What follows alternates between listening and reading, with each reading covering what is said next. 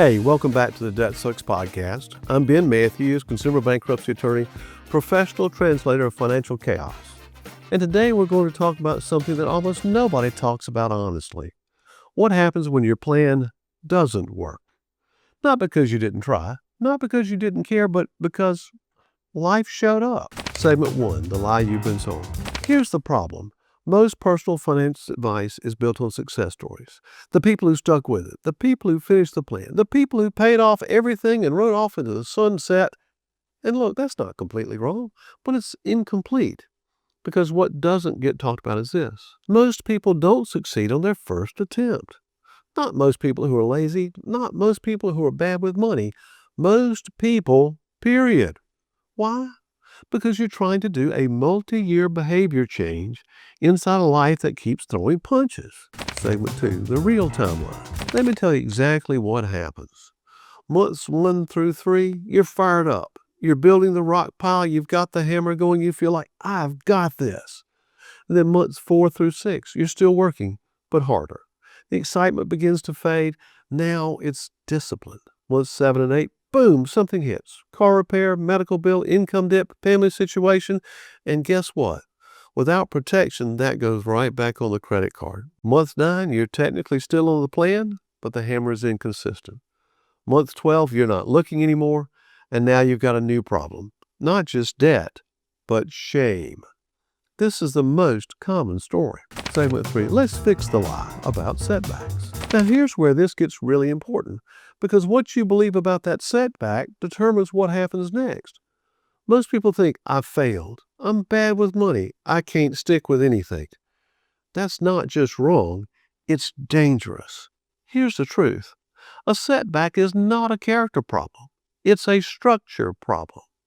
You tried to build a plan without enough protection to survive real life. That's it. That's fixable. Segment 4, 2 types of setbacks. Now, not all setbacks are the same, and if you treat them the same, you might make things worse. So type 1 is a seasonal setback. This is life happening. A car repair, bad month at work, unexpected expense. The plan was working, and then it got interrupted. That's not failure. That's normal. What you do? Rebuild your shit happens fund. Restart the pile driver. That's it. Type 2, a structural collapse. Now this is different. This is when the hammer was too big. Your income wasn't stable enough, expenses were underestimated, or the plan just didn't match your real life. What you do here? You don't restart. You redesign. Back to the brutally honest money breakdown. Back to reality, then rebuild. Segment 5. The question most people never ask. Before you restart, you've got to ask one question. What actually failed? Not emotionally, mechanically. What triggered it? Was it an $1,100 car repair? Was it a $600 income drop? Was it a relationship issue? Because whatever broke it, that's what your next plan has to be built around. Segment 6, the shame trap. And here's a real danger. It's not the setback, it's what happens after. Because shame does something very specific. It makes you stop looking. And once you stop looking, you lose control. And once you lose control, the problem gets worse. And when you finally look again, it's bigger, which creates more shame, which creates more avoidance. And that loop right there, that's what keeps people stuck for years. Segment 7, the I'll restart when I feel ready. Why? You've probably said this before. I'll restart when things calm down. I'll restart when I feel ready. Let me save you some time. You're not going to feel ready because readiness isn't a feeling, it's a decision. You don't wait until you feel good to look. You look, and that's what starts to fix it. Segment 8, why the second attempt wins. Now here's the good news. The second attempt is actually more likely to succeed. Not because you changed, because the plan changed. What the first attempt usually gets wrong, a hammer that's too big, a shit happens fund that's too small or even skipped, no plan for hard months, emotional triggers ignored. What this second attempt does right, a smaller, more consistent hammer, a bigger buffer based on real life, plans for predictable chaos, addresses behavior, not just math. Because a $250 hammer that never stops beats a $500 hammer that burns out every time. Segment 9, This is not starting over. Here's what I want you to hear. You're not starting over, not from zero. You're starting from experience. You now know what breaks your plan, what your life actually costs, where your weak points are. That's not failure. That's data. Before we dive into some real life hints, let's talk about one of the True Wealth Playbook non-negotiables, because that's the point of all this. Quiet confidence. Now, a listener asked a really good question about this because I think a lot of people hear that phrase and think, yeah, sounds great, but that's probably for later. So let's talk about that. Here's the listener question. Hey, Ben, I hear you talk about quiet confidence, and it sounds amazing. Not stressing about money, not panicking when something breaks, but it feels like something you only get once you're out of debt or making a lot more money. Is that realistic in the middle of this, or is that just the end game? So first, great question. Most people think quiet confidence is something you earn later. Like, I'll feel that way when I'm debt-free, or I'll feel that way when I make a lot more money. No. Quiet confidence starts way earlier than that. It's not, I have no problems. It's, I can handle my problems. That's the shift, what it looks like in real life. You're still in debt. You're still working the plan. But now you know your numbers. You've got a small shit happens fund. You've got a hammer that's actually landing. You're not guessing anymore. Then something happens. $800 car repair. Old version of you? Panic, credit card, stress all week. Mental spiral. New version? You don't love it, but you can handle it. That moment, that's quiet confidence starting. Why it feels so different. Because for the first time, you're not reacting. You're responding. You've got a plan, a buffer, a system. And your brain goes, okay, not ideal, but we're fine. See, that feeling, that's the goal. Quiet confidence changes more than your money. You stop avoiding your accounts. You stop making decisions out of fear.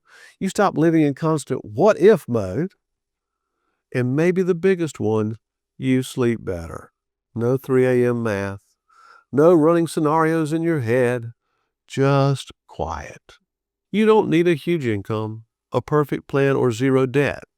You need structure. Even a small shit happens fund, $500 to $1,000, a visible rock pile, a consistent hammer, that's enough to start. And once you feel that shift, you don't want to go back, because quiet confidence isn't flashy. Nobody sees it, nobody claps for it, but it still feels like breathing again. This isn't just for people at the finish line. It starts in the middle, earlier than you think, with less than you think. You don't wait for quiet confidence. You build into it, one structure at a time. Segment 10, the restart protocol. All right, so let's get practical, because knowing why your plan broke is helpful. But what you really need is, what do I do now? So I'm going to give you something you probably haven't seen before. Not a plan, a protocol, because plans are for when life is calm. Protocols are for when things go sideways and you don't want to rely on motivation, willpower, or figuring it out later. This is your restart protocol. Step 1, look at the real numbers. Not what it used to be, not what you wish it was, what it is right now. Current balances, current shit happens fund, current income, current expenses. No editing, no softening, just the truth. And yeah, this is the hardest step, because if you've been avoiding it, it's probably worse than you hoped. But hear me on this. The looking is the intervention. That's where control comes back. Step 2, identify the type of setback. Ask yourself, was this seasonal or structural? Life happened. That's seasonal. Plan didn't actually fit your life. That's structural. Because this determines everything that comes next. Are you restarting or are you rebuilding? Step 3, name what actually failed. Not, I suck at this. That's useless. What actually failed? Was your buffer too small? Your hammer too big? Your income too inconsistent? Avoidance kicked back in? Relationship friction around the money? Get specific, because every specific failure has a specific fix. Step 4, rebuild the structure first. This is where people mess up. They want to jump straight back into attacking debt. Wrong move. If your shit happens fund is empty, you rebuild it. Yes, again. I know it feels like starting over, but you're not. You're fixing the part that broke. Structure first, then attack. Reset the hammer, and be honest here. Not the number you wish you could do, not the number that looks impressive, the number that holds when life gets hard. Because consistency beats intensity. Every time. Step 6, build your next disruption plan. See, this is the part nobody does, and it's why people repeat the cycle. You don't just restart, you prepare for the next hit. Ask what happens if the fund gets wiped out again. What happens if income dips? What happens during stressful months? And you decide the answer now, not in the moment. See, that's the power of a protocol. When things go wrong, you don't think. You follow the plan. And step 7, start. Immediately. Not when you feel ready. Not when things calm down. Not when the shame goes away. Now. Because here's the truth. The restart is what kills the shame, not the other way around.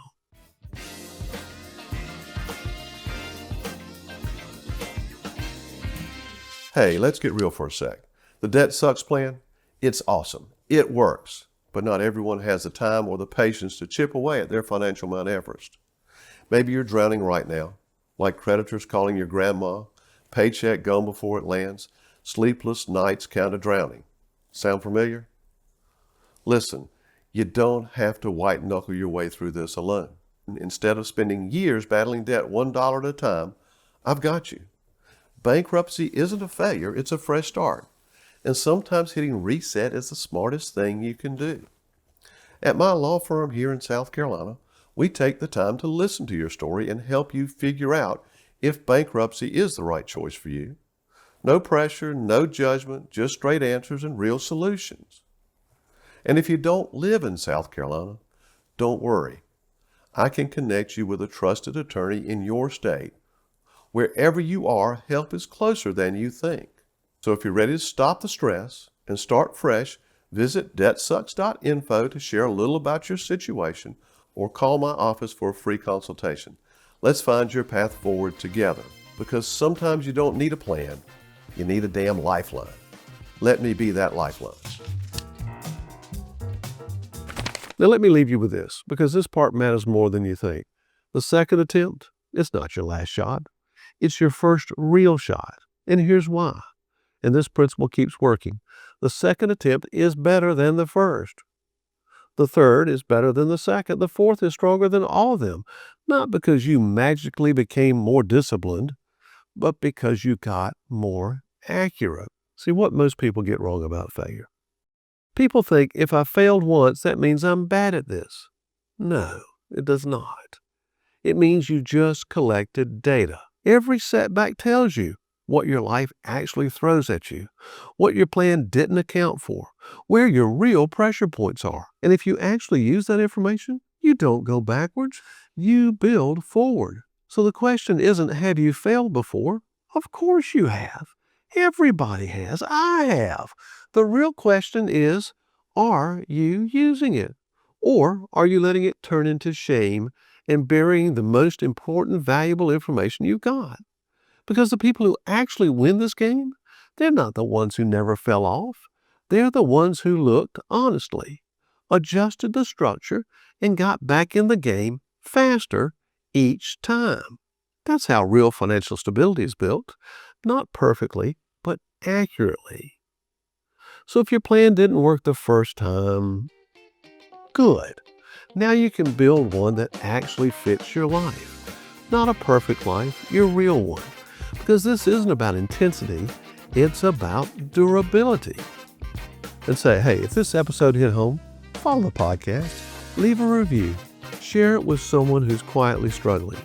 Because a lot of people think they failed when really they just didn't have the right structure yet. Adulting is hard, debt makes it harder, but the right plan makes it work. I'll see you next week.